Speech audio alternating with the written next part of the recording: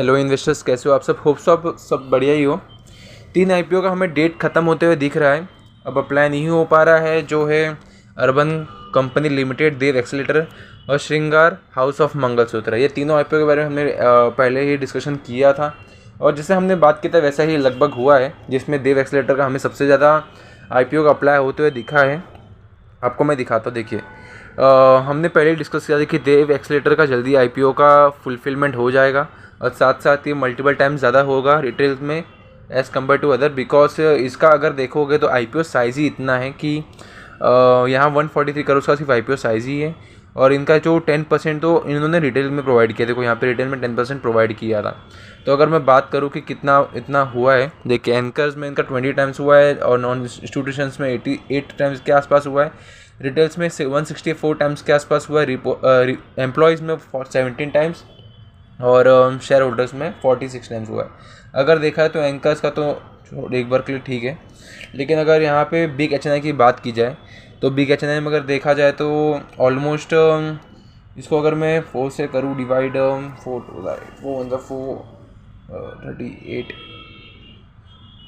14, यहाँ पे अगर देखा जाए तो 100 में से 14 लोगों को मिलने का चांसेस है।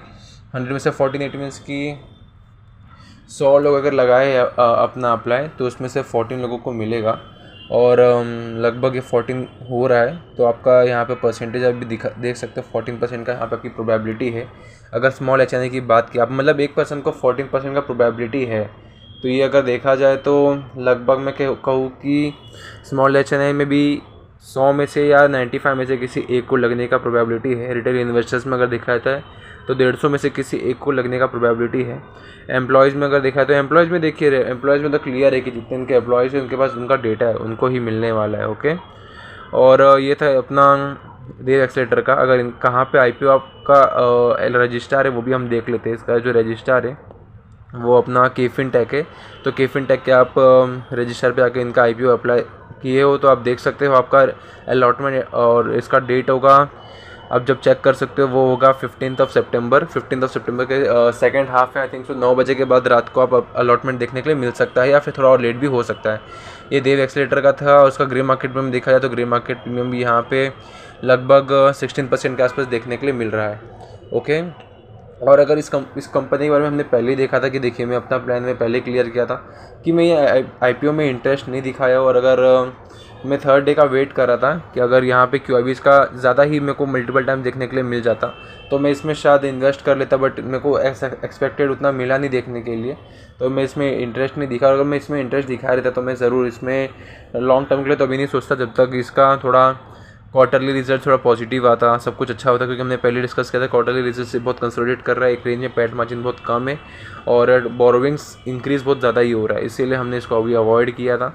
और ये मैं तब तक ही नहीं लेने वाला जब तक इसका क्वार्टरली रिजल्ट थोड़ा पॉजिटिव ना है, पैट मार्जिन थोड़ा अच्छा इंक्रीज़ ना हो जाए। ओके, और अगर सेकेंड चीज़ की बात की जाए, जो इनका सेकेंड आईपीओ है, एक सेकेंड, अगर हम श्रृंगार हाउस ऑफ मंगलसूत्र की बात की जाए तो श्रृंगार हाउस ऑफ मंगलसूत्र का हमने पहले डिस्कस किया था कि इसका आईपीओ का जो सब्सक्रिप्शन होगा वो as compared to dev accelerator कम ही होगा, और कम ही हुआ है।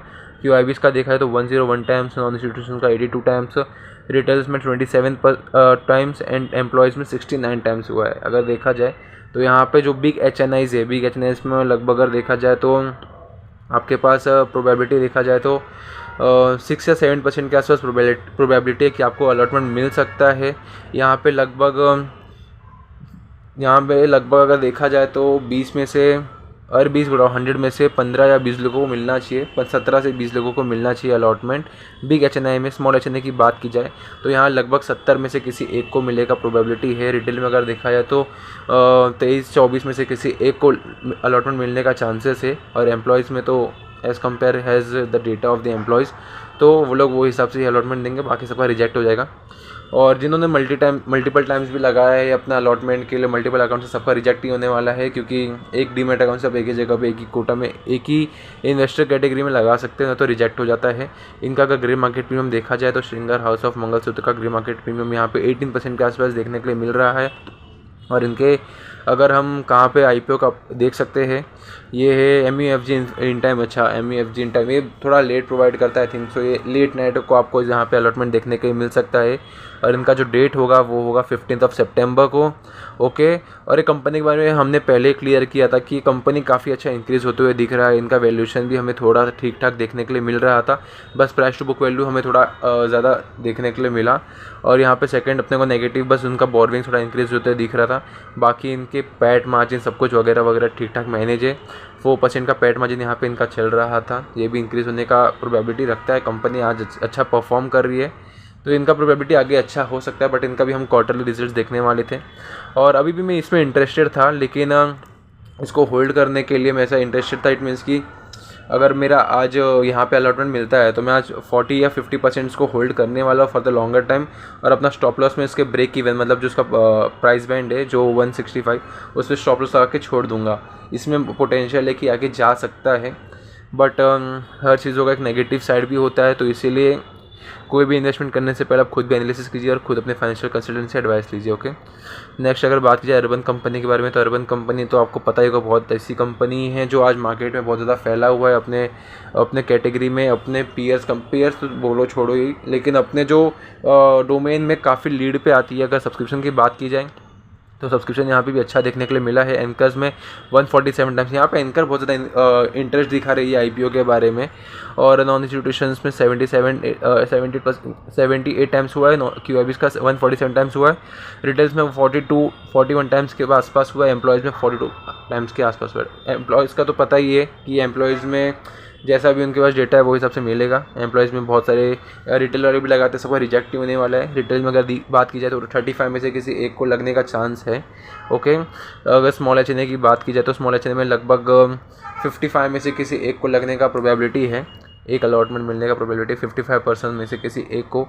अगर बिग HNA की बात की जाए तो बिग HNA में लगभग यहाँ पे भी 6% का चांस है। 6% इट मीन्स कि यहाँ पे भी 21 यहाँ पे अगर देखा जाए तो 100 में से 21 लोगों को लगने का चांस है। 21 या वही समझ लीजिए, एक आप रेंज रखिए, क्योंकि यहाँ पे कैसा होता है बहुत सारे लोगों का रिजेक्ट होने का चांस होता है।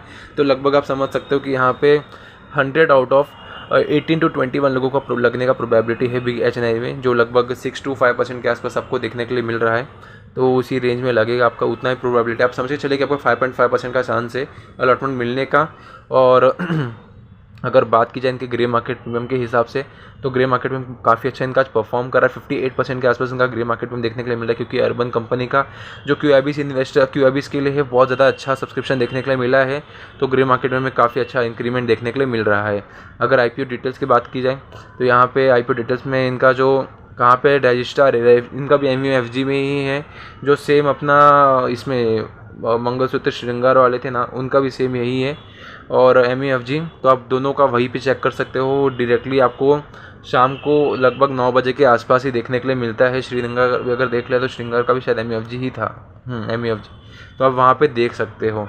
बाकी अगर अर्बन कंपनी की बात की जाए तो पोटेंशियल कंपनी में है, लेकिन इनका मेरे को कुछ चीज़ें नेगेटिव ये लगी थी कि इनका प्रमोटर होल्डिंग काफ़ी कम हो रहा है। और सेकंड चीज़ ये है कि कंपनी अभी जस्ट पैट में पॉजिटिव आई है, पहले नेगेटिव में चल रही थी कंटिन्यूसली, अभी पॉजिटिव में आई है और काफ़ी ज़्यादा ही पोटेंशियल में आई है। 20% के आसपास इनका पैट मार्जिन हुआ है अभी करंटली। तो ये अच्छी चीज़ है कि बुरी चीज़ है वो हम नहीं डिफाइन कर सकते। अगला जो इनका क्वार्टर रिजल्ट आएगा या अगला जो इनका ईयरली रिजल्ट आएगा वो डिफाइन करे कंपनी सही में अच्छा परफॉर्म की है कि ये जो 20% का शूट आया है वो शूट बस एक बबल था, तो हम इसको आइडेंटिफाई नहीं कर सकते। तो ये कंपनी का हम होल्ड तो करेंगे 30% के आसपास, मैं होल्ड करूँगा 30% स्टेक, और इसको मैं स्टॉप लॉस वही सेम अपना प्राइस बैंड पे लगा दूँगा और छोड़ दूँगा। और अगर फ्यूचर में अगर इनका अच्छा ये देखने के लिए मिला क्वार्टर रिजल्ट्स, मैं ऑफकोर्स इसमें और इन्वेस्ट करूँगा, क्योंकि ये मेरे को अच्छी कंपनी लगती है मेरे पर्सनल व्यू के हिसाब से। और ये था मेरा खुद का व्यू, ये मेरा तीनों IPO के लिए मेरा खुद का व्यू है, मेरे खुद के प्लान से। मैं आपको कोई टिप या सजेशन नहीं दे रहा हूँ, तो उसको आप बिल्कुल भी टिप या सजेशन मत समझिए, क्योंकि ये इन्वेस्टमेंट रिस्की भी हो सकता है, यहाँ पे लॉस फेस करना ही पड़ सकता है। तो कोई भी इन्वेस्टमेंट करने से पहले आप खुद एनालिसिस कीजिए, खुद फाइनेंशियल कंसल्टेंट से एडवाइस लीजिए, और कोई भी पैसा लगाने से पहले आप ये समझ लीजिए कि take risk at your own risk. यहाँ पे जो वीडियो का क्रिएटर है वो कोई कहाँ के इंक्लूड नहीं है, आप खुद ही अपने डिसीजंस के रिस्क टेकर। ओके, बाकी thank you for watching. Video पसंद है तो वीडियो को लाइक कीजिए, चैनल को सब्सक्राइब कीजिए फॉर द सिमिलर कंटेंट।